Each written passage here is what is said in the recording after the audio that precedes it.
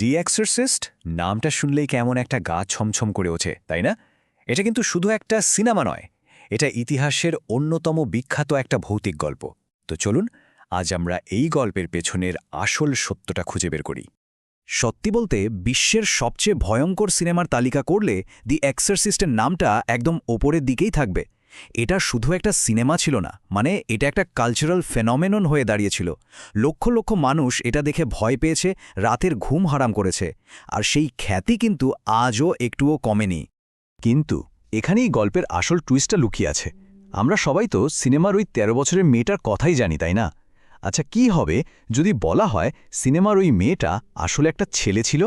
হ্যাঁ, ঠিকই শুনছেন, যদি পুরো ঘটনাটা একটা ছেলেকে ঘিরে হয়ে থাকে। তাহলে চলুন এবার পর্দার আড়ালের সেই আসল সত্যটা জানা যাক। আর ইয়াকিন করুন, যা ঘটেছিল তা সিনেমার থেকেও অনেক বেশি অদ্ভুত আর ভয়ের। এই যে পুরো গল্প, এর শেকড়টা কিন্তু লুকিয়ে আছে ১৯৪৯ সালের একটা বাস্তব ঘটনায়। ঘটনাটা পরিচিত দ্য মেরিল্যান্ড এক্সোরসিজম কেস নামে। আর এখানেই কিন্তু সিনেমার আসল রহস্যের শুরু। এবার দেখুন সিনেমা আর বাস্তবের মধ্যে তফাতটা ঠিক কোথায়। সিনেমাতে আমরা দেখেছি একজন ১৩ বছরের মেয়েকে, তাই তো? কিন্তু বাস্তবে ঘটনাটা ঘটেছিল রল্যান্ডো নামের একটা ছেলেকে নিয়ে। শুধু তাই না, জায়গাও কিন্তু আলাদা। সিনেমার জর্জ টাউনের বদলে আসল ঘটনাটা ঘটেছিল ম্যারিল্যান্ড আর সেন্ট লুইসে। মানে শুরু থেকেই বেশ বড় একটা পার্থক্য। তো প্রশ্ন হল, এই ভয়ঙ্কর ঘটনার সূত্রপাতটা হলো কিভাবে? চলুন একদম শুরু থেকে দেখা যাক কিভাবে একটা সাধারণ জীবন আস্তে আস্তে একটা দুঃস্বপ্নে বদলে গেল। ভাবা যায়, এত বড় একটা ঘটনা শুরু হয়েছিল খুব সাধারণ একটা উপহার দিয়ে। রোল্যান্ডের এক আন্টি তাকে একটা উইজা বোর্ড গিফট করেন। শুধু তাই নয়, তাকে শিখিয়েও দেন যে এটা দিয়ে কিভাবে খেলতে হয়। আর ব্যাস, সেখান থেকেই শুরু হয়ে যায় একের পর এক অস্বাভাবিক ঘটনা। এরপর থেকে ঘটনাগুলো যেন রকেটের গতিতে এগোতে থাকে।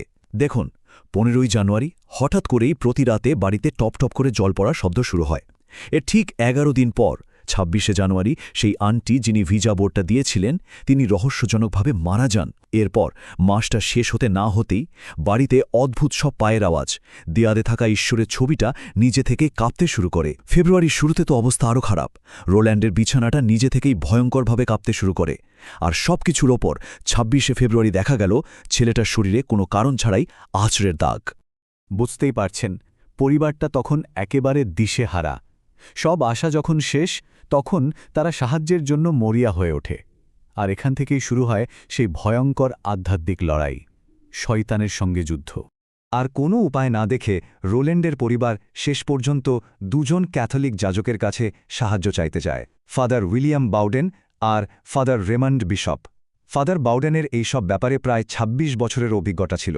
ওনারাই এই কঠিন কেসটা নিজেদের হাতে তুলে নেন। এক্সোরসিজম বা ভূত ছাড়ানোর প্রক্রিয়া যখন শুরু হলো, তখন যা যা ঘটতে থাকল তা এক কথায় অবিশ্বাস্য।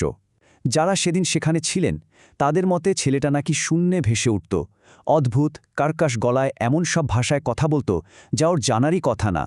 যাজকদের দিকে থুতু দিত, ঘরের জিনিসপত্র এদিক ওদিক ছুঁড়ে ফেলত।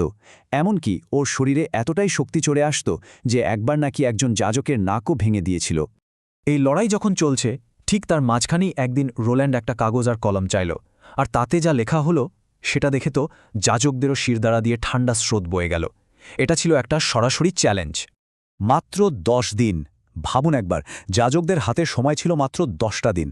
এর মধ্যেই রোল্যান্ডকে বাঁচাতে হবে, না হলে সেই অশুভ শক্তিটা নিজের কথা সত্যি প্রমাণ করে দেবে।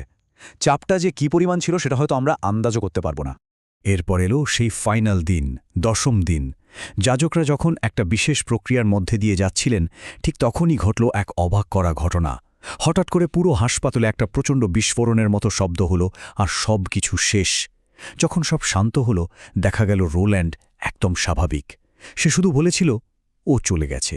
কিন্তু সেই যে প্রথমে একটা প্রশ্ন ছিল, সেটার কি হলো?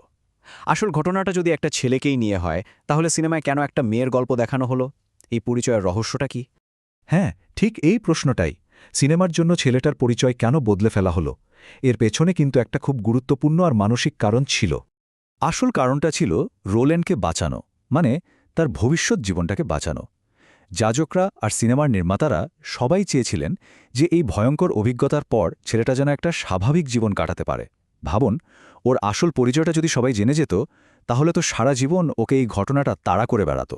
আর ফাদা বাউরান, তিনি তার কথা রেখেছিলেন। মৃত্যুর আগে পর্যন্ত তিনি রোল্যান্ডের পরিচয় নিয়ে একটা শব্দও কাউকে বলেননি। তিনি ছেলেটার আসল পরিচয়টা নিজের সঙ্গে কবর পর্যন্ত নিয়ে গেছেন। তার কাছে ছেলেটার ভবিষ্যৎ রক্ষা করাটাই ছিল সবচেয়ে বড় কথা। তো গল্পটা তো এখানে শেষ, কিন্তু একটা বড় প্রশ্ন এখনও রয়ে গেছে। একটা প্রশ্ন যার উত্তর নিয়ে আজও মানুষ দুই ভাগে বিভক্ত। সেদিন আসলে কি হয়েছিল?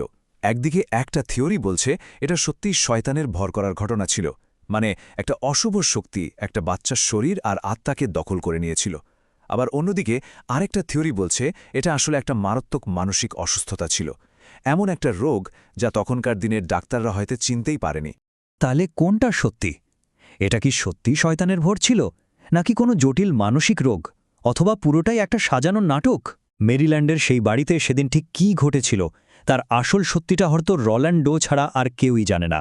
আর এই প্রশ্নটা আজও অমীমাংসিত, যার উত্তরটা আমাদের নিজেদেরকেই খুঁজে নিতে হবে।